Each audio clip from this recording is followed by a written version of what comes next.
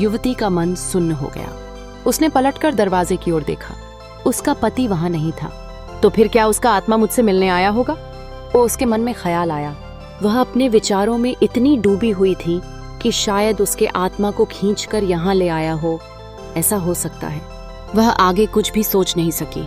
उसे गहरा झटका लगा और वह जोर जोर से रो पड़ी। रोते रोते उसने सोचा कि क्या अपने पति को जीवित देखने या मिलने का उसे एक भी चांस, एक भी मौका नहीं मिलेगा। उसने भगवान से गुहार लगाई कि अगर अब उसे केवल एक ही मौका दे तो वह छोटी छोटी बातों में कभी झगड़ा नहीं करेगी। अरे, उसकी सारी गलतियों को माफ कर देगी। अगर भगवान उसे एक मौका देगा तो वह अपने पति को केवल और केवल प्यार ही करेगी। वह कितना प्यार करने वाला था, यह अब उसे समझ आ रहा था। लेकिन उसने मूर्खता में उसकी अच्छाइयों को देखने के बजाय उसकी कमियों को ही देखा। इसलिए छोटे छोटे झगड़ों ने उनकी जिंदगी को कड़वा बना दिया। उसने मन ही मन कहा कि अगर भगवान उसे अब जिंदगी को फिर से जीने का एक ही मौका देगा तो वह अपने पति के साथ अद्भुत जिंदगी जीने का प्रयास करेगी और पुरानी किसी भी गलती को दोहराएगी नहीं। आंसू भरी आंखों से उसने आकाश की ओर देखा। भगवान से प्रार्थना करते हुए कहा, हे भगवान, मुझे एक मौका, एक चांस दे दो। मैं अब बहुत ही प्यार से जिंदगी जीने की कोशिश करूंगी। बस एक ही मौका। प्रभु, अब मैं नई शुरुआत करना चाहती हूँ। मैं तुम्हें वचन देती हूँ कि अब मैं बिना किसी शिकायत और झगड़े के जिंदगी जीऊंगी। लेकिन उसका मन कह रहा था कि अब सब खत्म हो चुका था।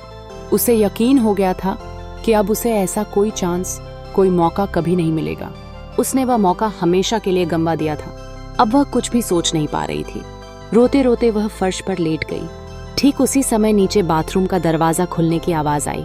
रोना बंद करके वह युवती फुर्ती से उठ बैठी। देखा तो उसका पति बाथरूम से बाहर आ रहा था। अभी तो वह युवती कुछ कहे उससे पहले ही वह बोल पड़ा, अरे हाँ डार्लिंग, मैं तुम्हें एक बात बताना भूल गया।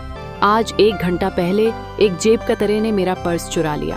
मुझे पता चला तो मैं उसके पीछे भागा, लेकिन वह रेलवे ट्रैक की दीवार कूदकर रेलवे की पटरियों पर भाग गया, इसलिए मैं उसे पकड़ नहीं सका। Sorry dear. बाथरूम जाने की जल्दी में तुम्हें यह बात बताना रह गया था। वह युवती फिर से अवाक और मूर्ति की तरह बन गई। कुछ सेकंड के बाद वह उठी और दौड़कर अपने पति से लिपट गई। उसकी आंखों से सावन भादों बहने लगे, लेकिन हाँ, इस बार खुशी और उल्लास के कारण वे आंसू बह रहे थे। हम क्यों हमेशा इस भ्रम में ही जीते रहते हैं कि जिंदगी हमें हमारी छोटी बड़ी गलतियों को सुधारने का दूसरा मौका देगी या नहीं? लेकिन क्या ऐसा नहीं लगता कि आज से यह शुरू कर देना चाहिए कि अब मुझे बस तू ही चाहिए, बाकी सब मेरे लिए गौण है। अत्यंत हृदय स्पर्शी और स्तब्ध कर देने वाली कहानी थी। आपने हिम्मत करके इसे अंत तक सुना, इसके लिए हम आपके आभारी हैं। ऐसी बहुत सारी कहानियां सुनने के लिए हमारे चैनल निया की कहानियां से जुड़े रहें। धन्यवाद।